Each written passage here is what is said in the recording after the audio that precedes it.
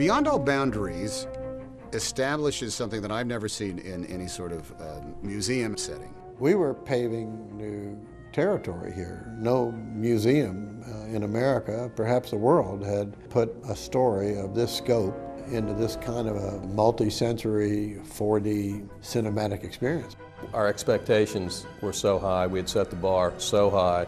This is so important for this museum. Then we sat down, and we saw all the layers come together, and it was the magic that we hoped for. Being the son of a World War II veteran, my dad flew B-17s in the war. He flew 35 missions over Germany. But like so many veterans, my dad never talked really much about it. For many years right after the war, no one wanted to talk about it. So I'm glad that somebody's talking about it now and going into the records that there were people that gave their lives in order that we might have the freedom that we are now enjoying. Historians around the country, World War II historians, as well as people at the National World War II Museum, scrubbing every part of this script, assuring the accuracy of every word in the entire show. I don't think there's ever been more attention given to a script. We actually joked that we were writing this show longer than the war itself actually lasted, which is true. Anyone that's interested in history would relish the opportunity to work with guys like Donald Miller and Nick Mueller and Hugh Ambrose, who was editor to Stephen Ambrose as well as his son. So we had some fantastic historians working with this. But how do you tell a story that everyone has probably heard? How do you take a new, fresh approach to it? It was in one of our several iterations when we sat down with Tom Hanks, and he suggested, could we tell this with the voices of people who were there? A lot of us working on this show grew up around World War II veterans, and I think a lot of us realized that we are the last generation who will speak to them personally. And I think for a lot of us it became something of almost a sacred trust to convey that sense of reality. We took one of the early drafts of the script and we made a timeline based on all the elements in the script, and it filled an entire wall. And then we came back with Post-it notes, and we were putting Post-it notes all over the wall with emotions that each scene brought out. And we used that as a process to come and refine every visual, every piece of music, every special effect in Beyond All Boundaries.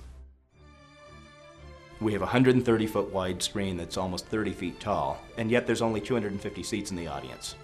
Normally a screen that size is big enough for 1,000 people, 1,200 people, but there's an intimacy in this theater where this screen is overwhelming, but it's overwhelming in a way that makes you feel immersed.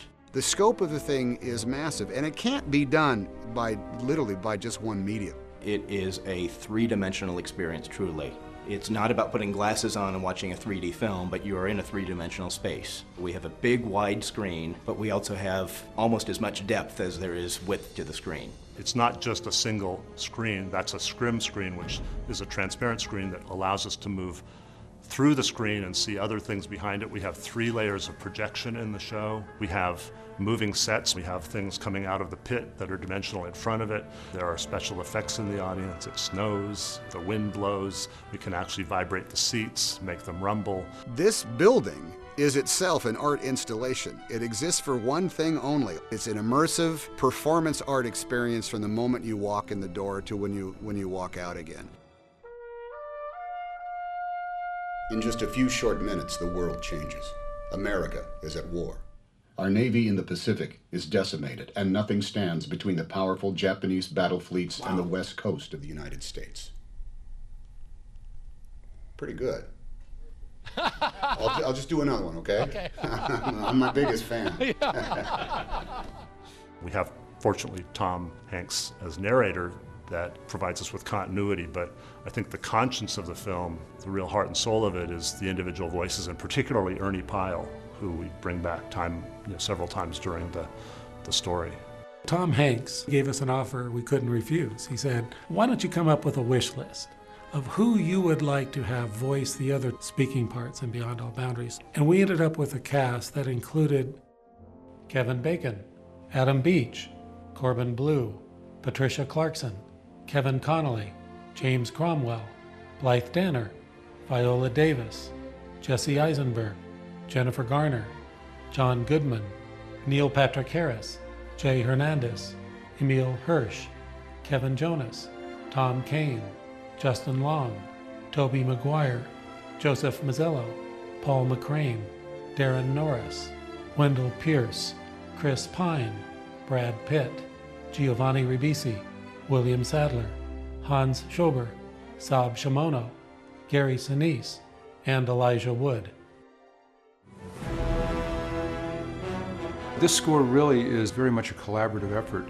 Tim Williams fashioned the entire score around my themes. As I remember, we had some initial discussions. We knew that we had to have an overall theme. We needed to have one for the war in Europe, one for Asia. Additionally, a death camp theme. The way I come up with them is I sit and feel. I want to know how I feel about something. When I think I have the feeling, then I try to associate some music with that feeling. After I go through all that process, then the notes start to appear. You hope they appear sooner than later. If you're 13 years old, or if you're 33 years old, or if you're 18, or if you're 72, you will walk in with a preconceived notion of what the war was and what the war meant. And you will leave with a different notion. You will leave with some degree of enlightenment that only you will pick out. We made a conscious decision, first of all, that we weren't going to do a slam bang, get them out of their seats applauding ending. It just didn't seem appropriate for the story. What we wanted people to be was thoughtful. What I hope people take away from this as they exit the theater is a deeper understanding of the sacrifice, a deeper understanding of what Americans and the rest of the world went through, and a desire to find out more. And I hope it takes you several days to sort out what you've felt, and I hope you come back and see it again. 10 years from now, 20 years from now, 50 years from now, this museum is going to be here, and this museum is going to help people understand what their grandparents and great-grandparents did during that war, and that's going to be something special.